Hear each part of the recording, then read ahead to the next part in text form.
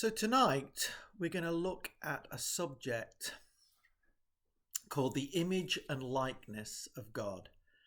And really this is going to be like an introduction to the subject matter, the topic of the image of God. In Genesis 1 we read the account of God creating the heavens and the earth. And when the time came for God to make man, he'd already made the divisions of night and day. The oceans teemed with living souls. The sky was the domain of birds, and the earth was full of vegetation. Each of those steps was necessary in preparation for God's ultimate creation, which was man. When God created man, he did something very special. We looked at how God made man and breathed into him the breath of life. The God-breathed man. But when God made man, he also created him in his own image and likeness. If we go to Genesis chapter 1 and in verse 26. See, not only was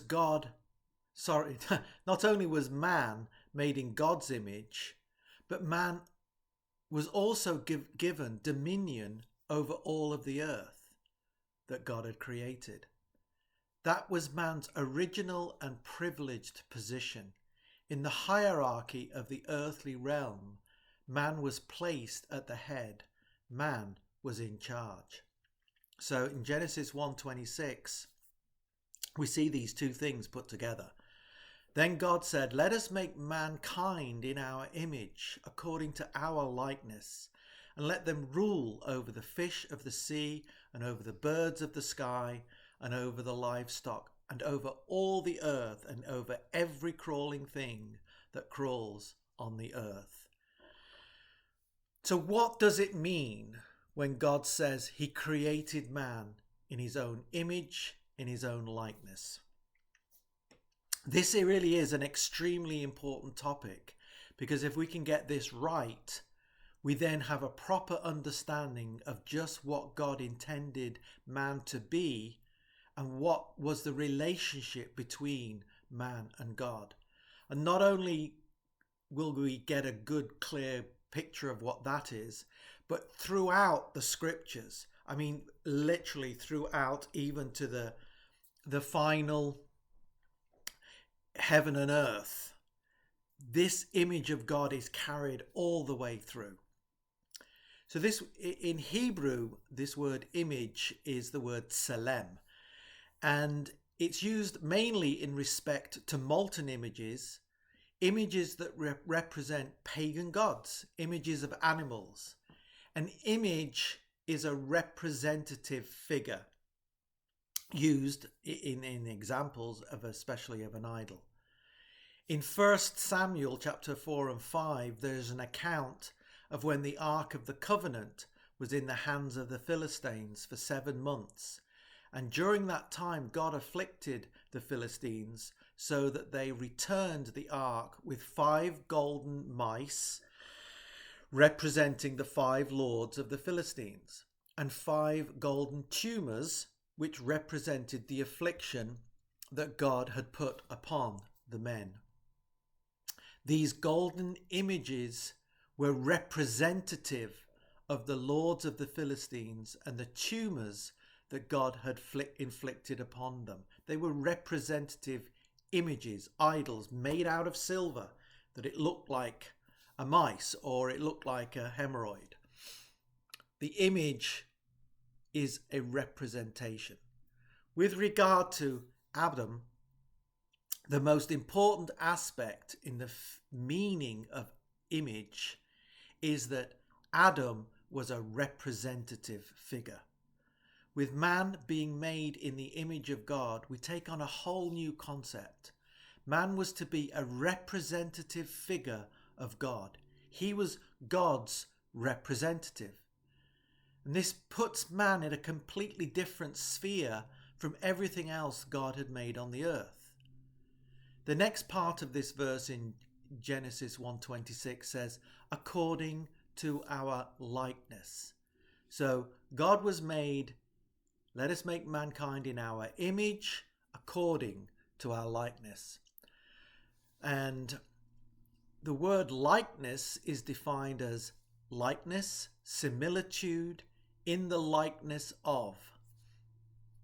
It's used 25 times, and quite frequently it's used to give us a description of something heavenly or angelic, as in the visions given to Ezekiel.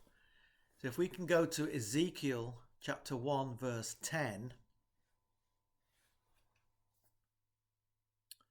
we read, "As for the likeness of their faces, each had a human face. The 4 had the face of a lion on the right side. The 4 had the face of an ox on the left side.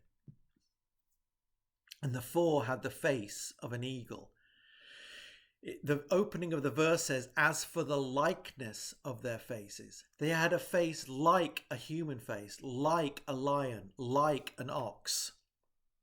We understand quite clearly that these heavenly creatures described here in Ezekiel may have had the face like a man, but they were not men, or lions, or ox, or eagles. Let's go to Psalm 58, verse 4, and a complete contrast to talking about heavenly beings. Psalm 58, verse 4 says, "They have venom like the venom of a serpent." We understand it's like. It's an image. It's the image of venom. They represent the same thing. They have venom like the venom of a serpent. If we go to 2 Kings chapter 16, here we see an account where the king of Israel, King Ahaz, he goes to Damascus to meet the king of Assyria. In 2 Kings chapter 16 verse 10.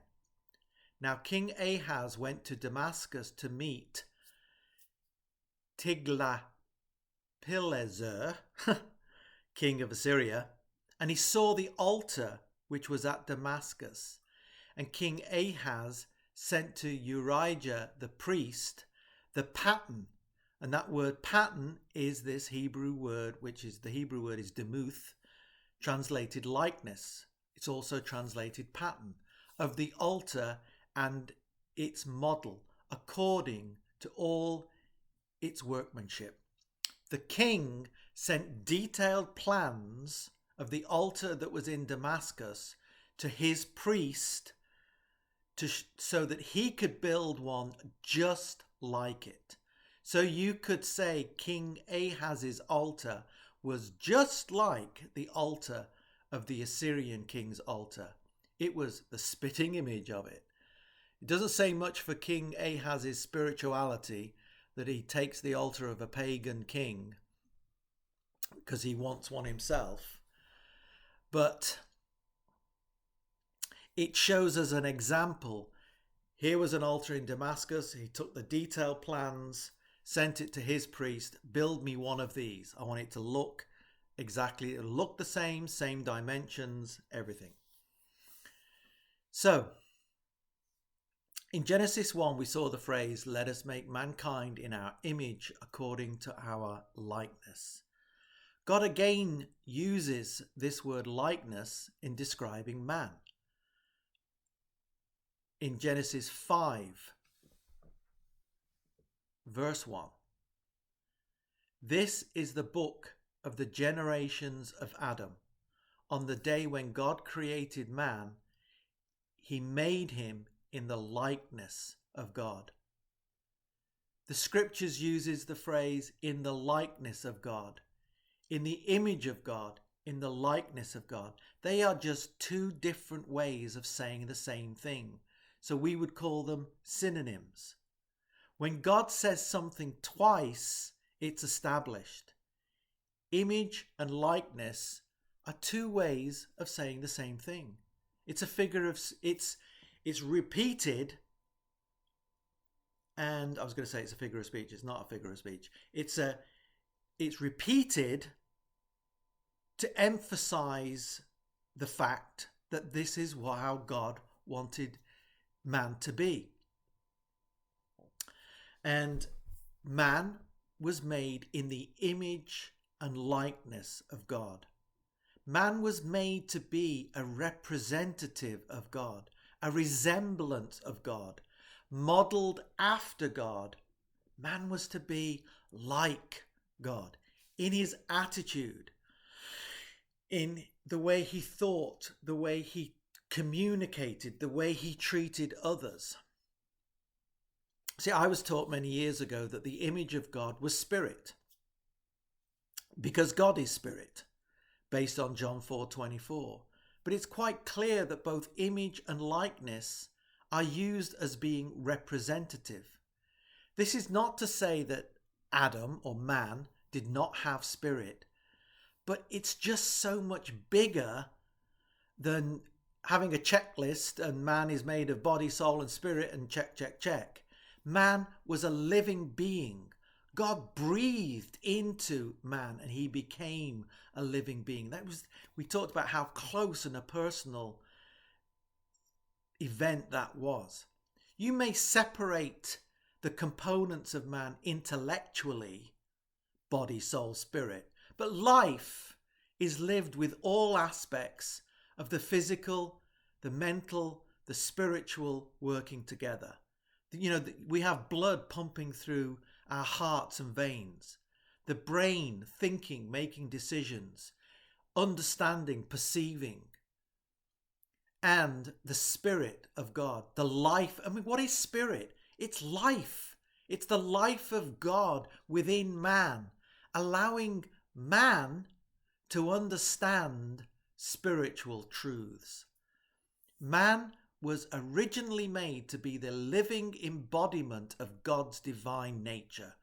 God's eternal moral code of life was written into the heart and soul of man because man was God's representative. If we go to Genesis 5, continuing in 5, verse 3, it says, when Adam had lived 130 years, he fathered a son in his own likeness, after his image, and named him Seth. When Adam had children, they were in his own image and likeness, just like children today are in the image and likeness of their parents. When Adam was created, he was made in the image of God. But Adam sinned, and that sin broke the image of God. Adam's image was now, due to sin, a broken image. And that broken image has passed down to all mankind. Just as Romans teaches us that because of Adam's sin, all men die, all men now carry that broken image of God. I always think of this as like a mirror that's been smashed. You can tell that it was a mirror, but it's no longer really fit for purpose. There may be shards of a mirror large enough to use as a mirror, but you know it's so obviously broken. And that is man today. It's obvious that man is he still basically dominates the world, dominates the earth. His mental capacity allows him to have power even over animals far more stronger and fiercer than man. But man is still, you can see that man has a position, man has an ability far above and beyond what animals have. But by the by, I guess that's by the by. Let's move to the New Testament and look at the word image in the New Testament. And we see that it has the same type of usage. The Pharisees, in their attempt to catch Jesus, to try and catch him out, asked if it was right to pay taxes to the Romans. In Matthew 22, verse 20, he asks for a coin. And he says to them, I'm going to read 4 different translations of this. And the first 2 translate this verse using the word image, and the second 2 translate it using the word likeness. So the King James in Matthew 22:20 says, and he saith unto them, whose is the image and superscription. The NASB 20 says, And he said to them, whose image and inscription is this? So those two translations decided on the word image. Now the ESV and the NASB 95, they use the word likeness. Jesus said to them, whose likeness and inscription is this? The NASB 95 is exactly the same. Whose likeness and inscription is this? So some translations use the word image, while others use the word likeness.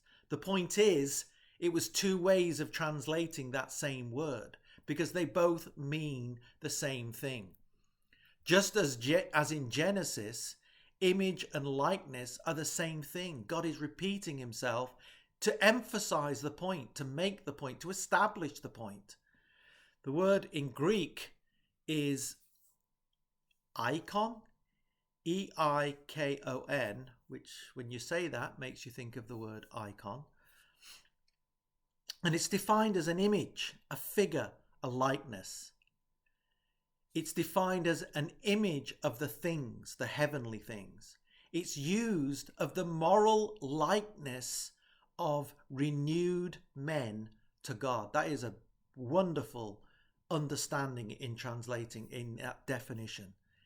The image of the Son of God into which true Christians are transformed is likeness not only to the heavenly body, but also to the most holy and blessed state of mind which Christ possesses. That's the definition of this Greek word icon. It means an image of things, like the figure, as we've read in Matthew, it's like that figurehead stamped onto a coin. It is representational in nature.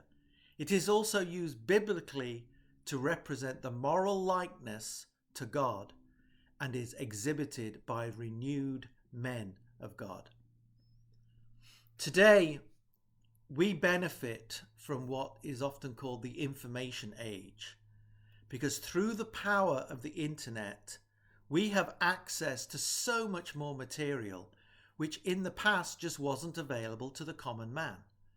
And one of the ways that we can access this information age is that we now have access to see how this Greek word icon was used in the Greek version of the Old Testament known as the Septuagint, also known as LXX. Its first usage in the Greek version of the Old Testament, this word icon takes us right back to where we started in Genesis 1:26. And God said, "Let us make man in our image." The use of image in the New Testament is quite clear. It's used of that image stamped on a coin, as it was in Jesus' day. It's quite clear in the New Testament, and we can use that same word in the Old Testament. Let us make man in our image. We'll stamp upon man's conscience, upon his heart, his soul, his life, the divine nature of God, the image of God, the likeness of God. That divine nature is stamped upon the mind and the soul and the consciousness of man on the day he was created. This is an absolutely wonderful subject to dwell upon, and it just enriches us in our understanding of what God made man to be. And as we walk through this process in this study of the image of God, you see more and more, and as we continue on in this whole series, the image of God comes up over and over again, but sometimes written in different ways. But this helps us set the foundation to begin the process of understanding this. So, thank you.